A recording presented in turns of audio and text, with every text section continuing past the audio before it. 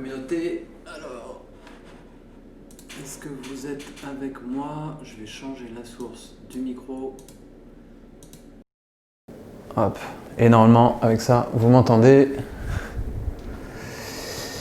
Hello, hello.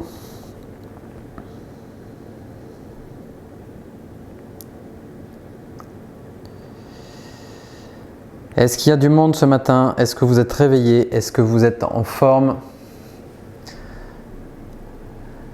Qui est avec moi? Faites-moi signe. Dites-moi si vous m'entendez parce que je viens de changer le micro.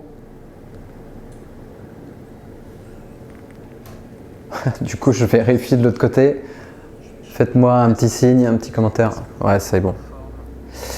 Donc le son est OK. De quoi je vais vous parler et je vais peut-être vous le mettre en sous-titre.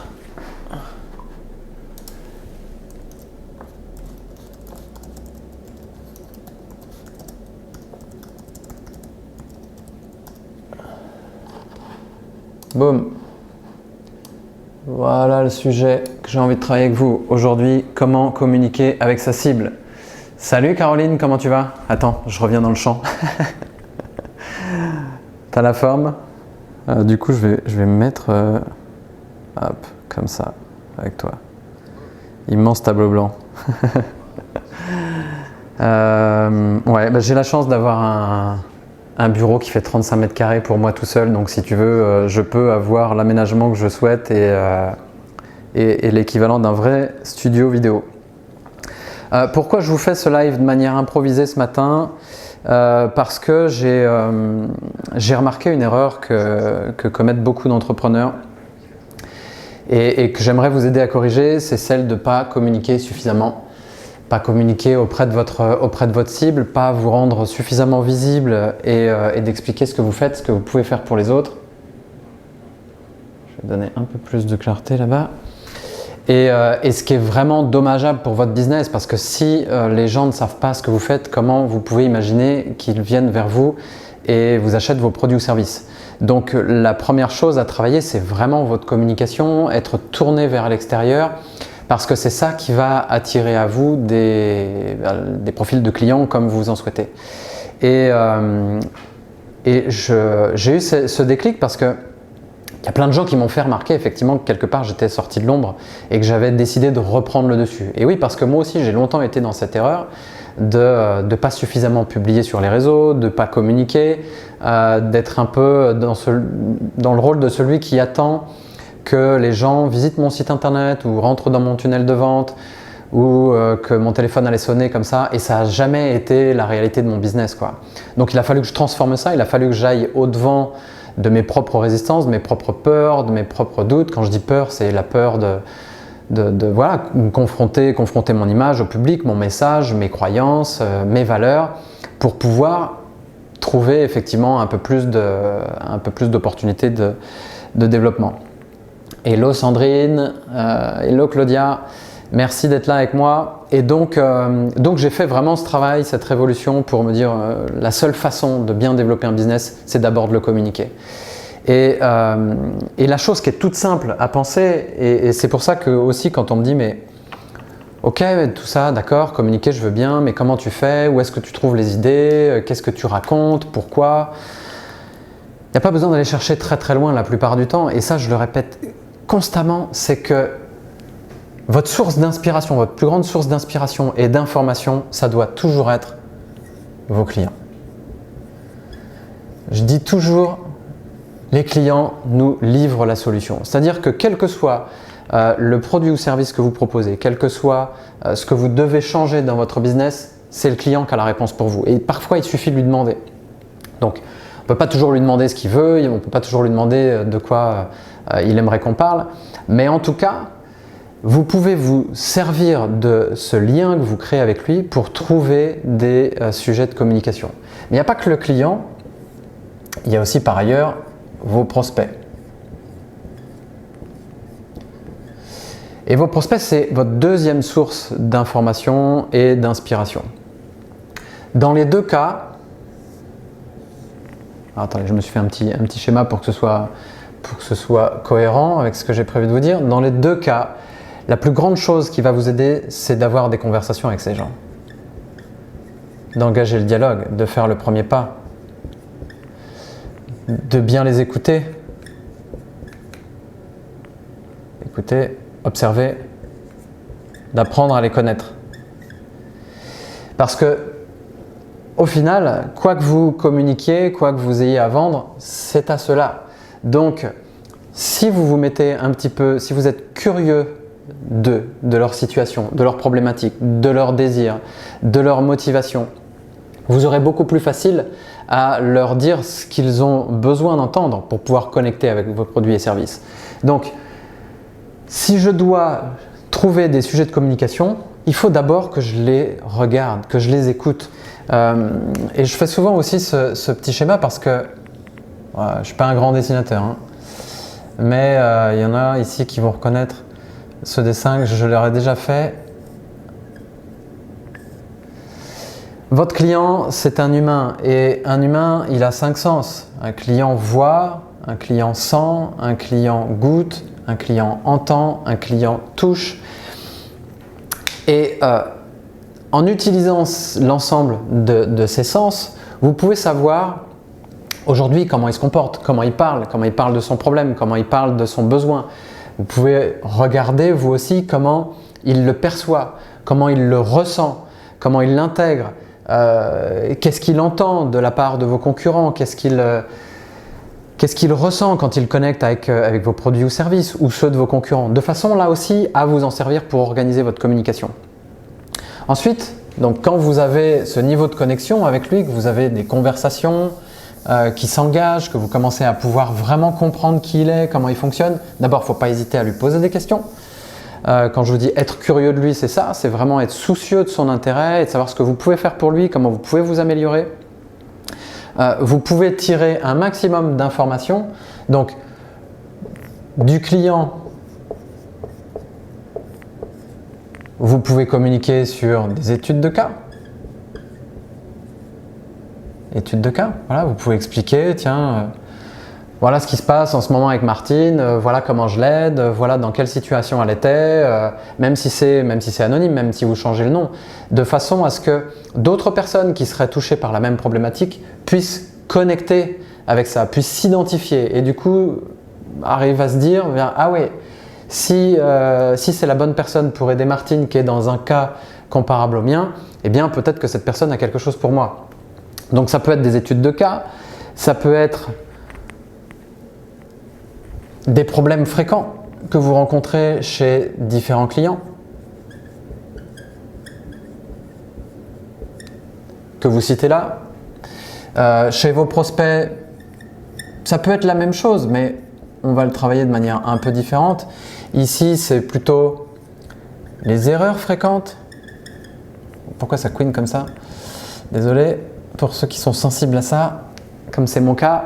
Et encore, c'est pas un tableau à la craie, hein. Les erreurs fréquentes que vous rencontrez chez les prospects et pourquoi ils commettent ces erreurs-là. Comment en sortir? Quand je dis le comment, c'est quoi? Qu'est-ce qu'il faut faire? Pas comment il faut le faire, mais c'est plutôt, voilà, quel est... Ouais, je vais corriger du coup pour pas vous induire en erreur, mais quelle est la solution?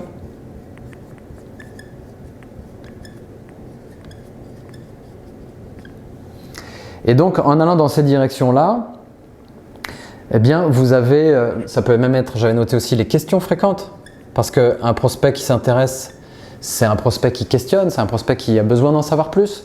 Et donc, du coup, vous avez déjà toute une source d'informations qui doit faire partie de votre quotidien. Si vous avez de l'activité, que vous avez des clients, vous ramenez de l'information de vos conversations, du travail que vous réalisez avec eux, et ces situations peuvent être analogues chez d'autres clients ou chez des prospects. Donc le fait d'en parler, eh bien, ça montre aussi votre niveau d'expertise, ça vous fait parler de votre métier, ça vous aide à communiquer.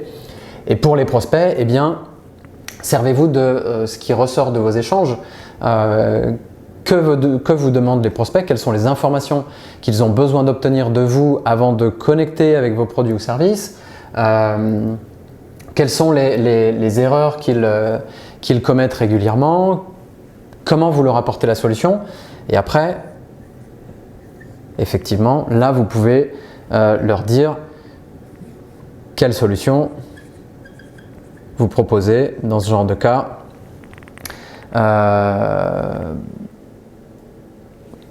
Partagez vos découvertes, comment vous en êtes arrivé à développer cette solution. Quelles sont les démarches pour y parvenir? Et après, bien sûr, c'est tout ce qui est appel à l'action dans vos communications. Si vous faites notamment des publications sur les réseaux sociaux, il faut les aider à vous trouver. Et si vous ne leur balisez pas un peu le parcours, si vous ne leur facilitez pas la tâche en leur donnant de l'information, les gens ne viendront jamais à vous. Et donc, soyez pas dans l'erreur, comme je l'ai fait longtemps, d'être dans l'ombre ou de se contenter de faire de l'auto-promotion, parce que c'est une erreur dans laquelle on peut très vite tomber aussi. C'est-à-dire que on va partager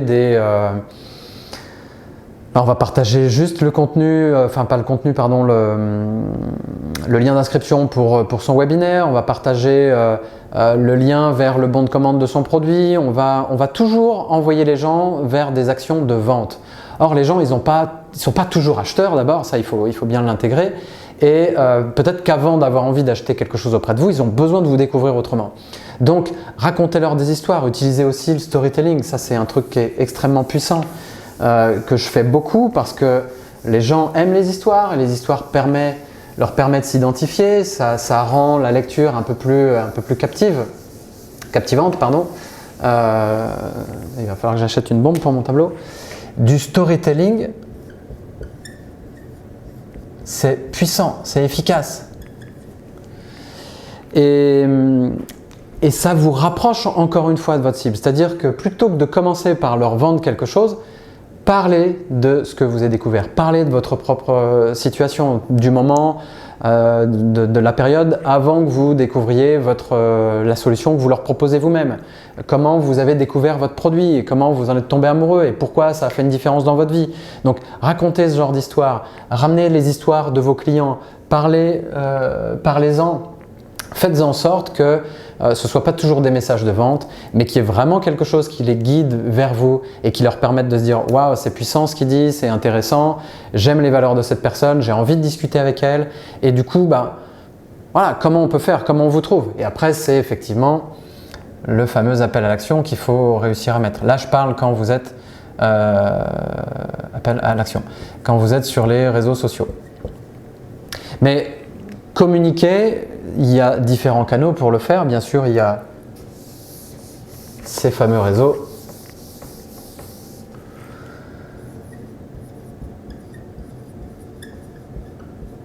sociaux. Mais il y a aussi le mail, bien sûr.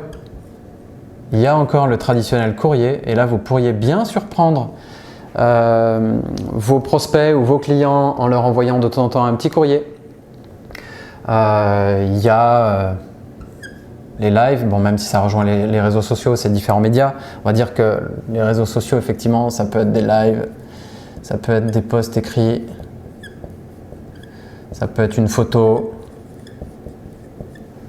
des photos.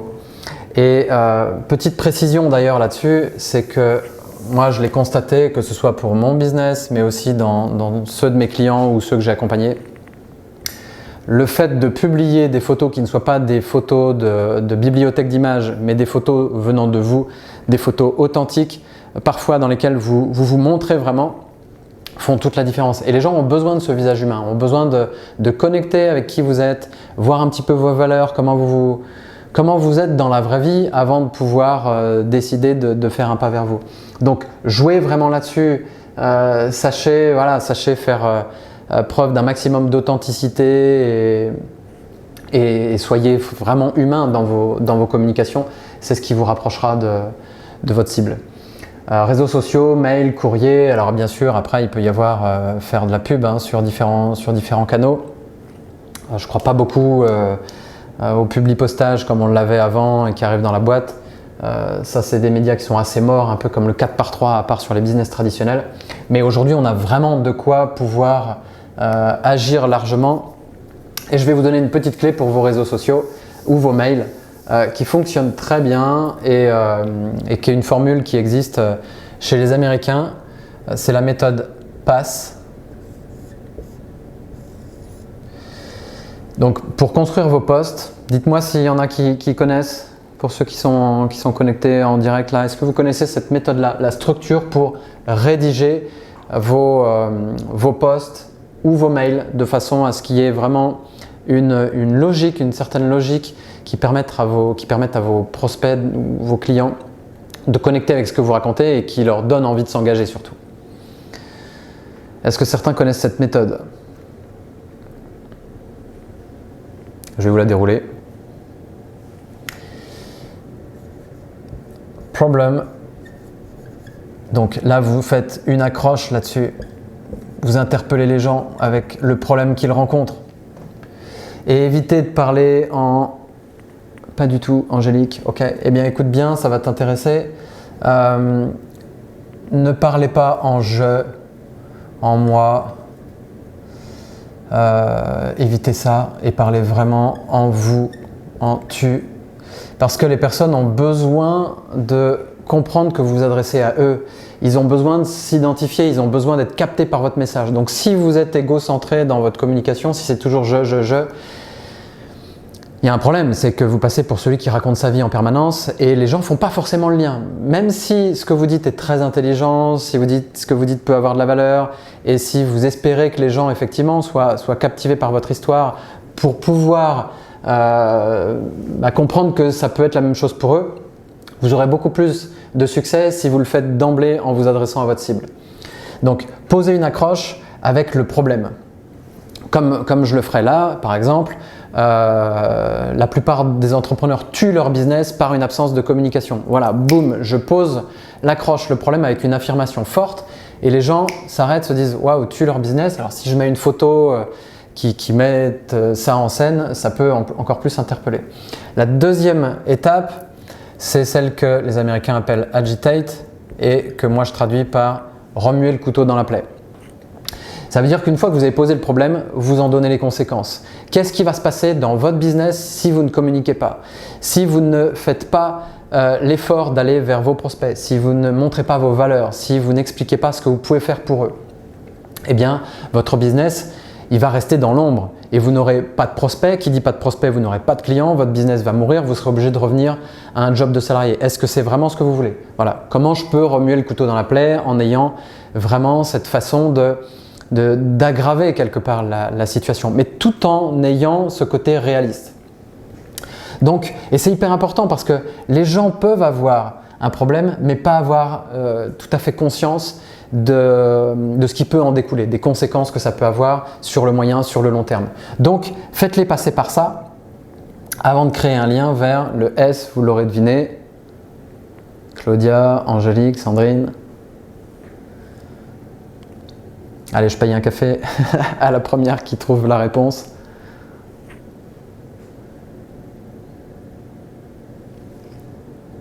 Donc là, on fait simplement une transition.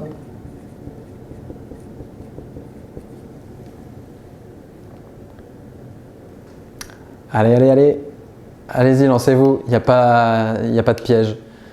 Solution, bravo Sandrine. Évidemment, c'est la solution.